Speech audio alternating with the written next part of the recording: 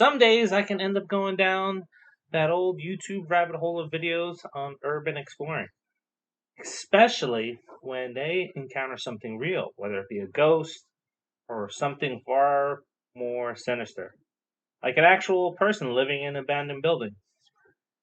Urban exploring is something that I want to do. Then I remember there may be ghosts or something more sinister like a human. Welcome to another episode of the Popcorn Confessional during our 31 days of Halloween. And this is Dave from nERD, and I'm accompanied by my wife Jenn, also from nERD. And on this episode, we are going to talk about Session 9. So fire up that Jiffy Pop and meet us in the booth.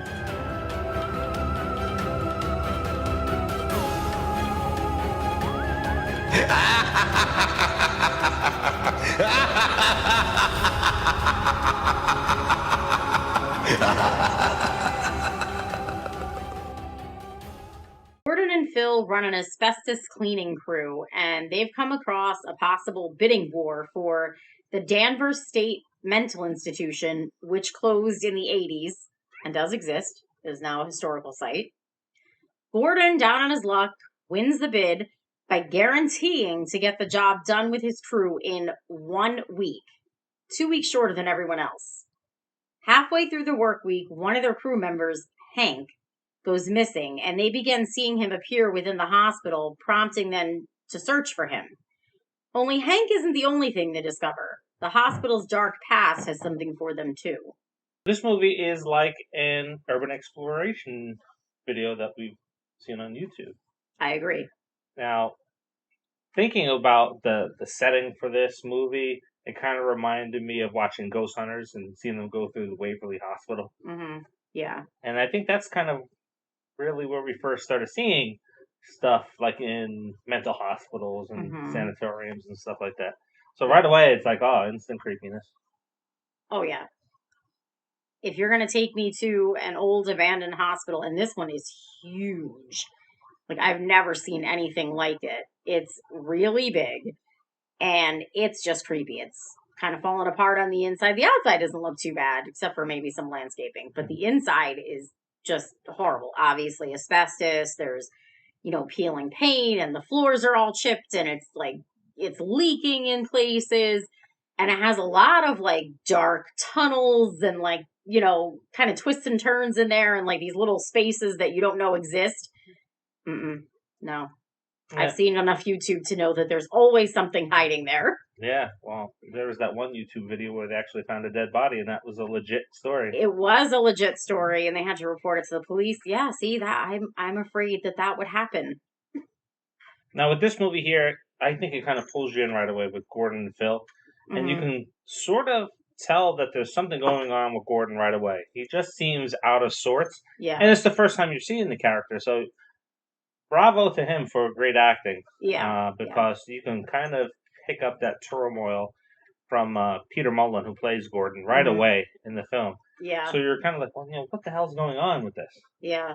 I think even in the opening scene where he's actually talking to Phil, played by David Caruso, they don't show Phil at first. And it really comes off like Gordon's having a conversation with himself. I think that's what they were going for, because I think in a way he was having a conversation with himself, because he's, fighting with these demons inside of his head or whatever. Yeah, or he's just distracted. Yeah. Right? So how crazy it is, they take a tour of this building. It is a complete disaster, and they have to clean it out. And, Gordon's having some rough times, and he lets that get the better of him. Phil kind of digs him a little bit in the beginning. It's like, oh, we got to win this job. Let's be a little bit more aggressive. So aggressive turns into 1 week of this huge place. Yeah.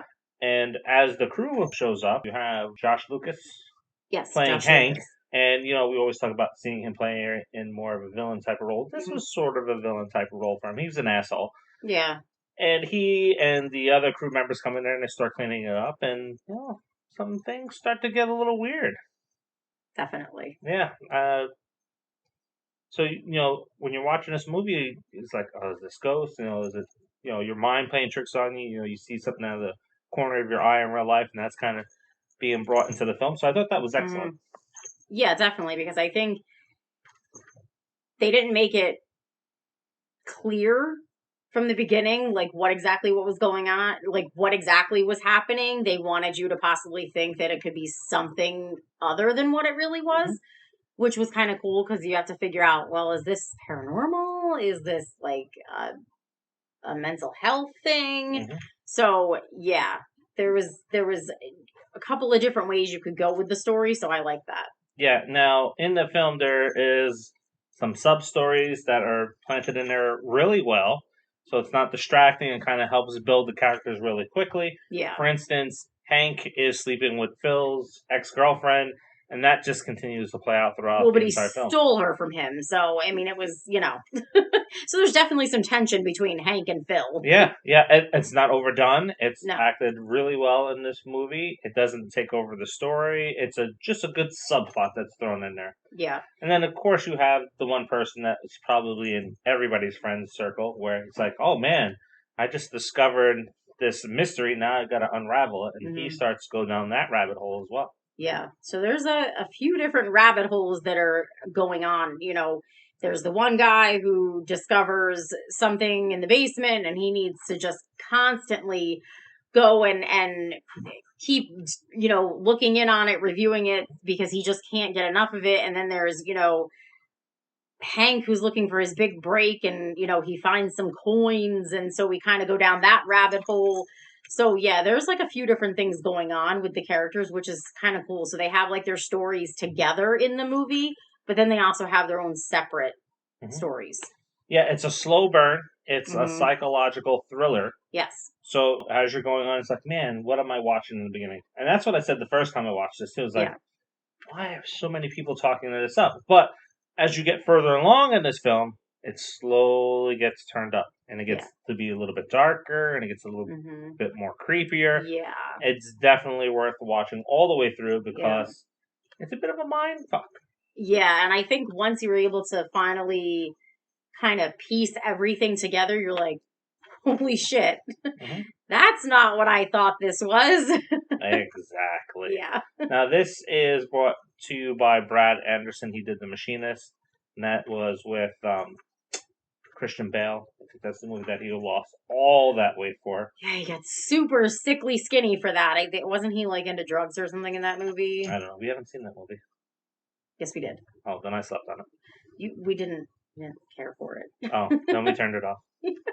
Slept on it and turned it off. It may be worth coming back to rewatch though, because there are movies that we found boring in the past. Then we come back, it's like, oh, we should have Hmm. actually paid more attention.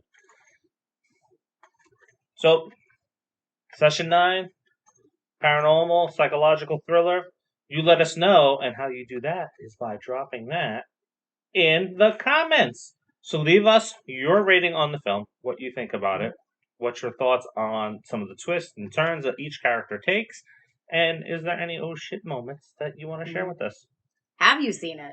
This movie's a little bit older. It's not within this past decade. I don't think was it? No, it's No. 10 plus years old. Yeah. So it's over a decade old. So I mean, have you seen it? It's been out there for a long time, but I mean, again, we didn't see it until later on. We No, didn't see it when it first came out, did we? we just haven't watched it since it first came Ah, out. yeah. So it's all new to me. It's always great when you can go back to a movie and it's brand new all over again. Yeah. And that was this. Yes.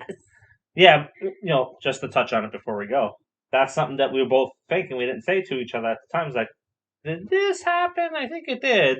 Yeah. Yeah. Yeah, Yeah. because there were parts in the movie where I was like, I think I sort of got some flashbacks from having watched it previously, but it was so long ago that I was like, wait a second, is this really what this was? And then at the end, I was like, oh, I was right. Okay. So Mhm. then I was just recalling what I had seen, but didn't remember. Yep. If you figure it out, I want to hear if you figured it out. Just let us know. Yeah. Because the first time we watched it, I did not figure it out. Nope. I did not know what was going on really at all. The movie definitely had a lot of twists and turns. Yep. So, let us know. Did you figure it out? Guess you're smarter than us. Yeah. All right, we're at the tail end of the 31 days of Halloween, so you know what to do. Make sure you like, subscribe, turn on the notifications, and share. Yes, definitely share these videos. And until next time. See ya.